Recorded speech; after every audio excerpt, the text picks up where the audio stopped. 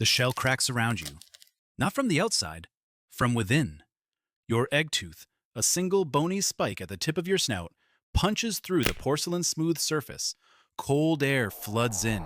It burns your lungs. You taste stone and dust and something metallic, ancient. The muffled rhythm you have known for months, your mother's heartbeat through layers of treasure and sand, now pounds loud and unfiltered in your skull. You push. The crack widens.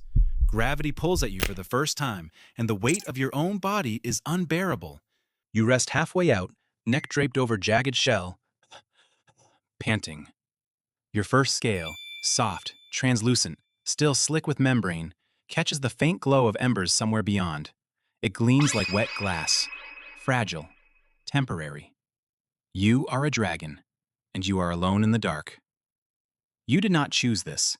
Months ago, deep in a chamber buried beneath a mountain, your mother pressed her claws into loose sand and laid you and your siblings in a clutch of 5.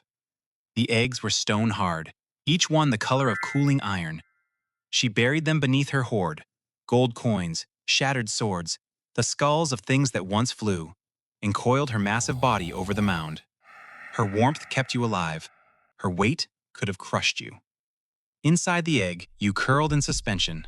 No sight, no sound but the thrum of her heart and the slow creak of her breathing. Sometimes vibrations shook the shell, her movements, her feeding, the distant collapse of stone. You learned to recognize the rhythm of safety. Then, one day, her heartbeat moved away. You felt it, the sudden cold, the absence. You do not know why she left. Perhaps she hunts, perhaps she senses danger, but your body knows it is time. The membrane inside the shell thins. Your muscles coil. You strike. Your first week is hunger. You stagger across the sand on legs that fold and buckle beneath you. Your wings drag behind you like broken sails. You find your siblings. 3 have hatched. 1 egg sits cold and still, abandoned. The hatchlings wrestle over scraps, a half-eaten carcass your mother regurgitated before she flew. You lunge. Teeth close on stringy meat. Blood fills your mouth for the first time, warm and iron sweet. 1 sibling snaps at your tail. You whip around, snarling, and your lungs spasm. A puff of smoke curls from your nostrils. Not fire, not yet, but the promise of it. Your mother returns 3 days later. She lands with a sound like thunder, wings folding against her flanks, and drops a mountain goat at the edge of the nest. You and your siblings swarm it. Claws tear hide, teeth crack bone. Your mother watches, unmoving. When the strongest sibling tries to guard the carcass, she bats him aside with 1 talon. He tumbles into the dark, shrieking. You do not see him again. The lesson is clear. Strength matters, but defiance dies. Your first scale, still soft, hardens slowly. It darkens from translucent gray to charcoal. You scratch at it with a hind claw. It does not shed. Not yet. You grow. By your 2nd year, you are the size of a war horse. Your wings no longer drag. They fold neatly against your ribs, membranes stretch taut over finger bones that ache as they lengthen. Your mother teaches you to hunt. She does not speak, she shows. She leads you to the mouth of the lair at dusk. The sky is bruised purple, and the wind carries a smell of pine and prey. She crouches at the cliff edge, then leaps.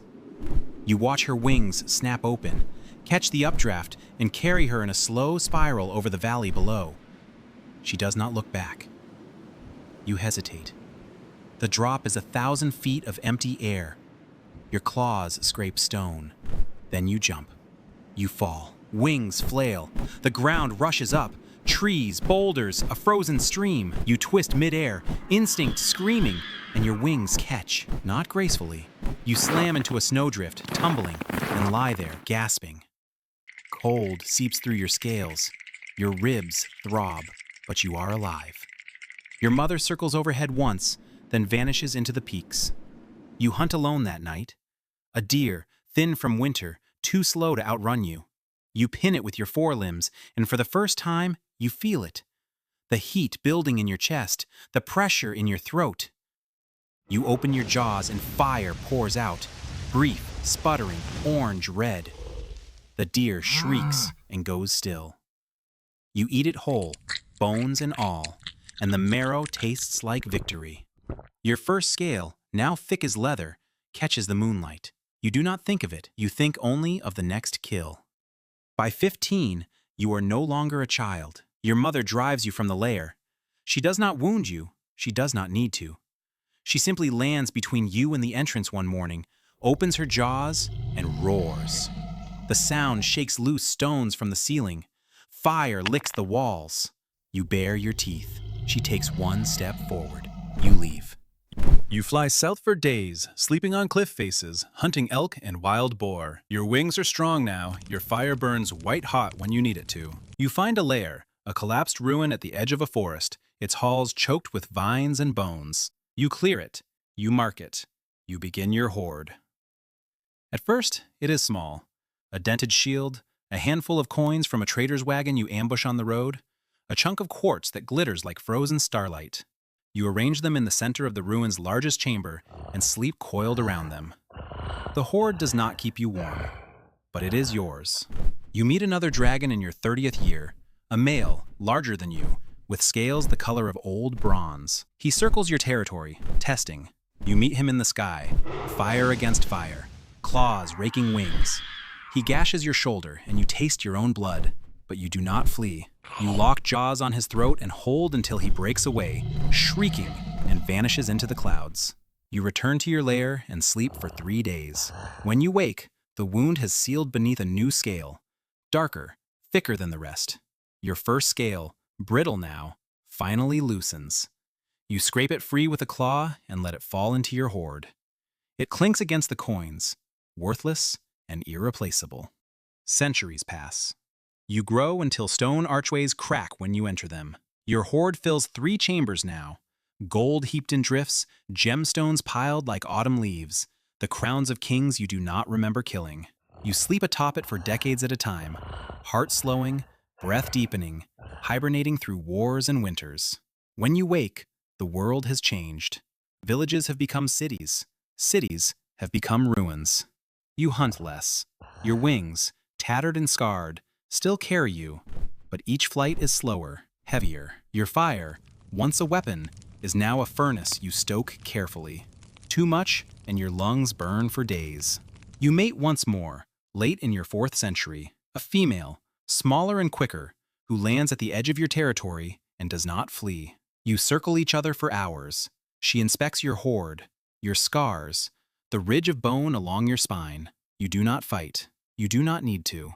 She stays a season, lays 3 eggs in the deepest chamber, and leaves before they hatch. You guard them.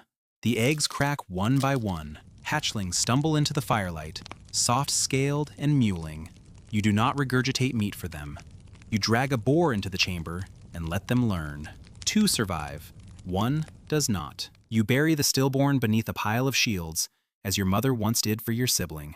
You teach them what you were taught: flight, fire, survival. Then you drive them away. You are old now. Your body is a mountain of scarred scales and ancient bone. You no longer leave the lair. Your hoard has become your grave. You lie atop it, breath rattling, and feel each scale loosening, one by one. They fall like leaves into the gold below. The first scale, the one you shed centuries ago, is still there, buried somewhere beneath you. You cannot see it, but you know it remains. Adventurers come. They always do. You hear their footsteps, the scrape of steel, the whispered prayers. You do not move. You open one eye, milky now, half blind, and watch them approach. A young woman in dented armor. A boy with a blade too large for his hands. They are small, temporary. You inhale. Fire fills the chamber. Not a jet, not a weapon. Just heat and light, rolling like a wave. The adventurers scream. You do not hear them leave. You do not care. You close your eye. The mountain is silent. Your heartbeat slows. You feel the weight of your hoard beneath you, pressing into your ribs.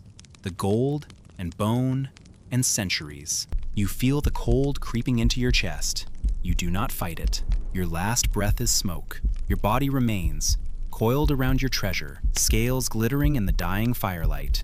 In 100 years, roots will grow through your ribs. In 1,000, Your bones will become the foundation of a new legend. But now, in this moment, you are still.